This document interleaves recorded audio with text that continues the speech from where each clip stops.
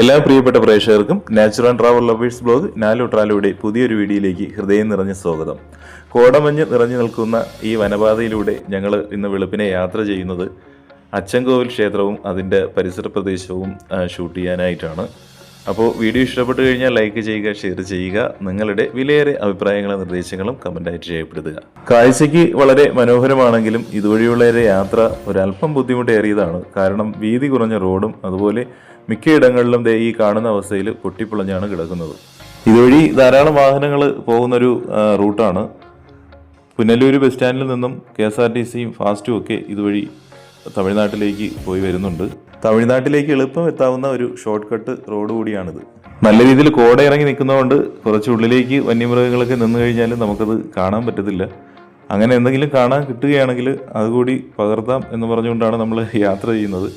എന്തായാലും നല്ല സുഖമുണ്ട്, ഒരു പ്രത്യേക ഫീല്, നല്ല വൈബുള്ളൊരു സ്ഥലം. അപ്പോൾ നമുക്ക് ഒരുമിച്ച് ഈ കാനന ഭംഗിയൊക്കെ ആസ്വദിച്ചുകൊണ്ട് അച്ചൻകോവിലേക്ക് യാത്ര ചെയ്യാം.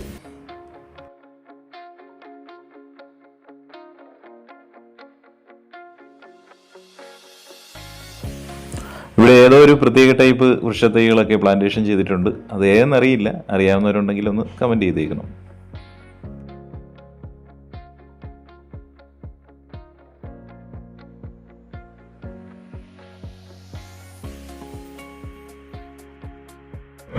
KSRTC തിരുവനന്തപുരം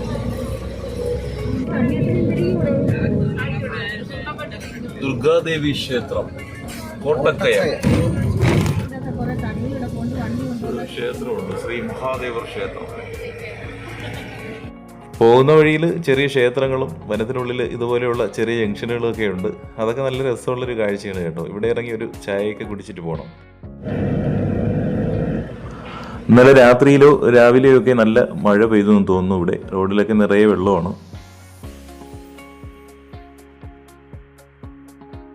റോഡിലേക്ക് ചാഞ്ഞൊരു വൻ വൃക്ഷം നിൽക്കുന്ന കണ്ടോ, അതിനടിയിലൂടെയാണ് വാഹനങ്ങളെല്ലാം പോകുന്നത്. ഈ പോകുന്ന വഴിയിലാണ് ഏറെ പ്രശസ്തി ആർജിച്ച ഊരാളി അപ്പൂപ്പൻകാവും അതുപോലെ കുമ്പാവുരുട്ടി വെള്ളച്ചാട്ടവും സ്ഥിതി ചെയ്യുന്നത്. ഈ വനത്തിനകത്തുള്ള കുറേ ഭാഗങ്ങളൊക്കെ റോഡ് നല്ല രീതിയിൽ ടാർ ചെയ്തിട്ടുണ്ട് കേട്ടോ.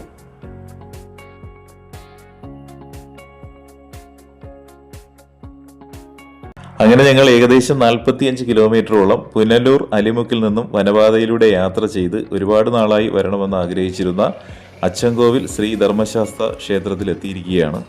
പശ്ചിമഘട്ട മലനിരകളുടെ പശ്ചാത്തലത്തിൽ ക്ഷേത്ര കവാടം ഇങ്ങനെ ഉയർന്നു നിൽക്കുന്ന കാണാൻ നല്ല ഭംഗിയുണ്ട്. പുനലൂർ ഡിപ്പോയിൽ നിന്നും അച്ചൻകോവിലേക്ക് വന്നൊരു KSRTC ആണ്. എല്ലായിടത്തും ബസ് തിരിയുന്ന കണ്ടിട്ടുണ്ട്, പക്ഷേ ഇവിടെ ഈ ബസ് ഇങ്ങനെ തിരിച്ചെടുക്കുന്ന കാണാൻ ഒരു പ്രത്യേക ഭംഗി.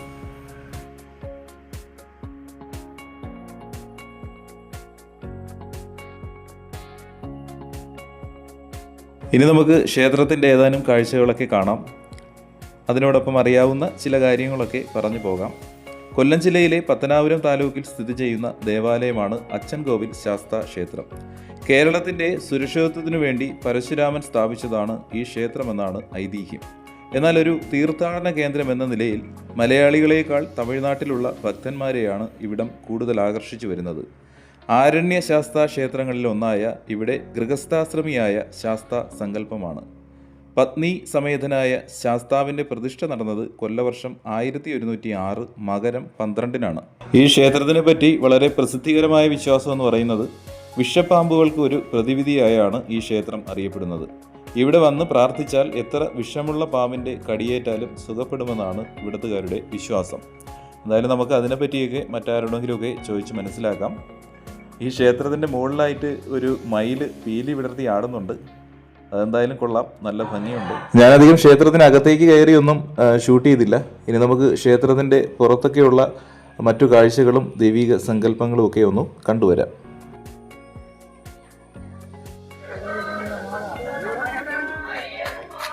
എവിടെ നിന്ന് വരുന്ന തൊഴുതാ അവൻ നാടൻ കൊണ്ടൊരൊറ്റ ഓട്ടം. ഒരുപാട് വർഷം പഴക്കമായ ക്ഷേത്രമായതുകൊണ്ട് തന്നെ ഇത് കരിങ്കല്ല് കൊണ്ടാണ് മുഴുവൻ നിർമ്മിച്ചിരിക്കുന്നത്. ക്ഷേത്രവും ഇതിൻ്റെ ചുറ്റുമതിലുമൊക്കെ. പിന്നെ ആധുനിക രീതിയിൽ ഇത് പെയിൻറ് ചെയ്തിരിക്കുന്നുവെന്നേ ഉള്ളൂ. അപ്പോൾ ഈ ഭാഗത്തായിട്ട് ക്ഷേത്രവുമായി ബന്ധപ്പെട്ട ചില കെട്ടിടങ്ങളും അതുപോലെ തന്നെ ശുചിമുറികളും ഒക്കെ ഉണ്ട്. ഇത് ക്ഷേത്രത്തിൽ നിന്നും തൊഴുതിറങ്ങേണ്ട മറ്റൊരു പടിവാതിൽ. ഞാൻ അവിടെ നിന്ന് നടന്നു ക്ഷേത്രത്തിൻ്റെ പുറകുവശത്തേക്ക് വന്നു. ഇവിടെയാണ് ക്ഷേത്രവുമായിട്ട് ബന്ധപ്പെട്ട കാവ് സ്ഥിതി ചെയ്യുന്നത്. അത് നമുക്ക് കയറി കാണാം. വർഷങ്ങൾ പഴക്കമുള്ളൊരു ആൽവൃക്ഷം നിൽക്കുന്നത് കണ്ടോ, പടർന്ന് പന്തലിച്ച് അങ്ങനെ നിൽക്കുകയാണ്. ഇത് ക്ഷേത്ര ചുറ്റുമതിലിൻ്റെ പുറകുവശത്തെ കവാടമാണ്. ഇവിടെ നിന്നുകൊണ്ട് നമുക്ക് ക്ഷേത്രത്തിൻ്റെ പുറകുവശം കാണാം. ഇവിടെ നിന്നപ്പോഴത്തേക്കും മനോഹരമായിട്ടുള്ള മറ്റൊരു കാഴ്ച കണ്ടു കേട്ടോ. നല്ല കാണാൻ ഭംഗിയുള്ള ധാരാളം കോഴികൾ ഇവിടെ ഉണ്ട് കേട്ടോ. പൂവൻ കോഴിയും തള്ളക്കോഴിയും കുഞ്ഞുങ്ങളും ഒക്കെ കണ്ടോ. നല്ല രസമുണ്ട് തള്ളയും കുഞ്ഞുമായിട്ട് ഇങ്ങനെ പോകുന്നത്. അച്ഛനും അമ്മയും കുഞ്ഞുങ്ങളും നല്ല രസമുള്ള കാഴ്ച. നമ്മുടെ നാട്ടിലിപ്പം ഇങ്ങനെ ഈ അടവച്ച് വിരിപ്പിക്കുന്ന കുഞ്ഞും കോഴിയും ഇതൊന്നും ഇങ്ങനെ കാണാൻ കിട്ടാറില്ല കേട്ടോ. അപൂർവങ്ങളിൽ അപൂർവം മാത്രമാണ്, ഇല്ലെന്ന് തന്നെ പറയാം. അപ്പോൾ ഇത് കണ്ടപ്പോഴത്തേക്ക് എനിക്ക് കുട്ടിക്കാലമൊക്കെ ഓർമ്മ വന്നു. നമ്മുടെ വീട്ടിൽ എത്രയോ തവണ അമ്മ ഇതേപോലെ അടവച്ച് വിരിപ്പിച്ചിട്ടുണ്ടെന്നറിയാമോ. അപ്പോൾ അതൊക്കെയാണ് ഇത് കണ്ടപ്പോഴത്തേക്ക് എനിക്ക് ഓർമ്മ വന്നത്. ഇവിടെ ജോലി ചെയ്യുന്നൊരു ചേട്ടൻ വരുന്നു കേട്ടോ. അപ്പോൾ ഇവിടുത്തെ വിഷചികിത്സയെ പറ്റിയൊക്കെ അദ്ദേഹത്തോട് ചോദിക്കാം. ചേട്ടാ, ഈ അച്ചൻകോവിൽ ഈ ക്ഷേത്രത്തിനെ പറ്റി എന്തെങ്കിലും അറിയാവുന്ന ചരിത്രങ്ങൾ? അച്ചൻകോവില് ദിവസം എന്ന് പറഞ്ഞാൽ ഇവിടെ മെയിനായിട്ടും വിഷചികിത്സയാണ്. വിഷചികിത്സ അല്ലേ? ചികിത്സ എന്ന് പറഞ്ഞു കഴിഞ്ഞാൽ എത്ര വലിയ വിഷം, കൊടിയ വിഷം ഉണ്ടെങ്കിലും അതിവിടെ വന്ന് തിരുമേനിമാരുണ്ട്, തീർത്ഥം കുടിച്ച് വിഷത്തിന്റെ കാഠിന്യം അനുസരിച്ച് അവര് പറയും എത്ര ദിവസം ഇവിടെ ഇരിക്കണം.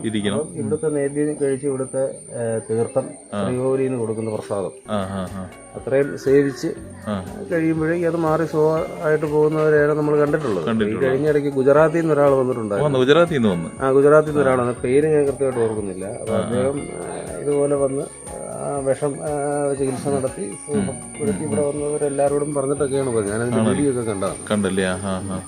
അപ്പൊ ഈ ഗുജറാത്തിൽ നിന്ന് ഇതുവരെ വരുന്നവരെ എങ്ങനെ സർവൈവ് ചെയ്തവര്?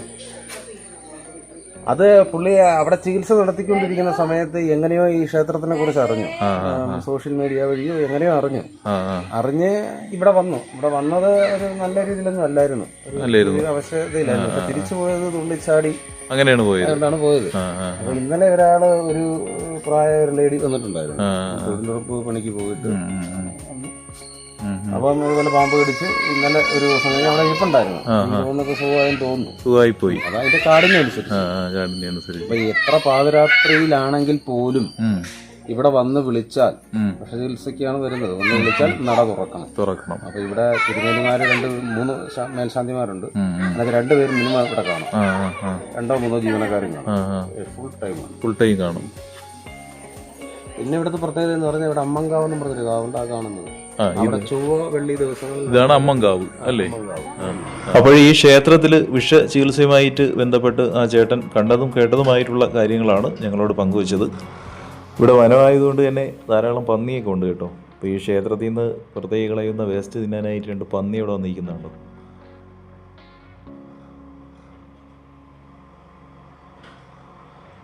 തേറ്റ എന്നെ കണ്ടപ്പോഴത്തേക്ക് പെട്ടെന്ന് മുങ്ങിക്കളഞ്ഞു. ഈ കാവിനകത്തേക്ക് കയറിയപ്പോഴത്തേക്കും ഒരു പ്രത്യേക ഫീല്. കുട്ടികൾക്കൊക്കെ വളരെ സന്തോഷമായി, അവരൊക്കെ ഓടിക്കളിക്കുകയാണ്. നല്ല ശുദ്ധവായു, നല്ല ഒരു തണുത്തൊരു അന്തരീക്ഷം ഇതിനകത്തേക്ക് കയറിയപ്പോഴത്തേക്കും. അപ്പോൾ അതുകൊണ്ടാണ് ഈ കാവുകള പ്രകൃതിയുടെ വൃക്ക എന്നൊക്കെ പറയുന്നത്. അപ്പോൾ അതുകൊണ്ട് തന്നെ ആയിരിക്കും കാവ് സംരക്ഷണത്തിന് പ്രത്യേക ഗ്രാൻഡും കാര്യങ്ങളൊക്കെ ഗവൺമെൻറ് നൽകുന്നത്.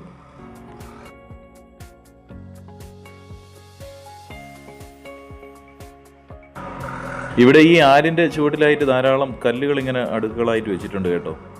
ഇത് ഏതെങ്കിലും വിശ്വാസപ്രകാരം ആഗ്രഹ സാഫല്യം നിറവേറുന്നതിന് വേണ്ടി അടുക്കിയൊക്കെ വെച്ചിരിക്കുന്നതാവാം എന്ന് കരുതുന്നു.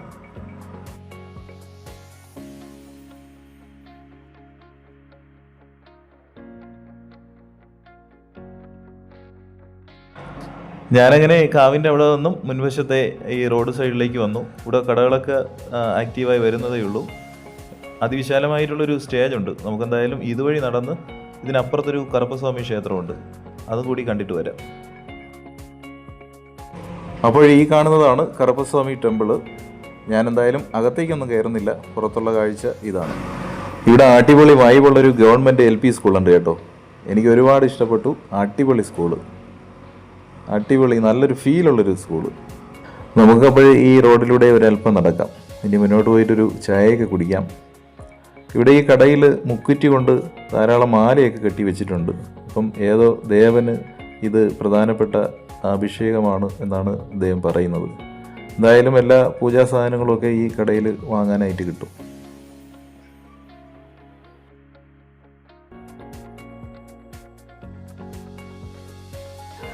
അങ്ങനെ നാലോ ട്രാലയുടെ ഇന്നത്തെ വീഡിയോ ഇവിടെ അവസാനിപ്പിക്കുകയാണ്. ഇനി ഞങ്ങൾ ഇവിടെ നിന്ന് തമിഴ്നാട്ടിലേക്ക് പോവുകയാണ്. അവിടുത്തെ കാഴ്ചകളുമായിട്ട് അടുത്ത എപ്പിസോഡിൽ കാണാം. അതുവരേക്കും എല്ലാവർക്കും നന്മകൾ നേരുന്നു. Thank you. ബൈ.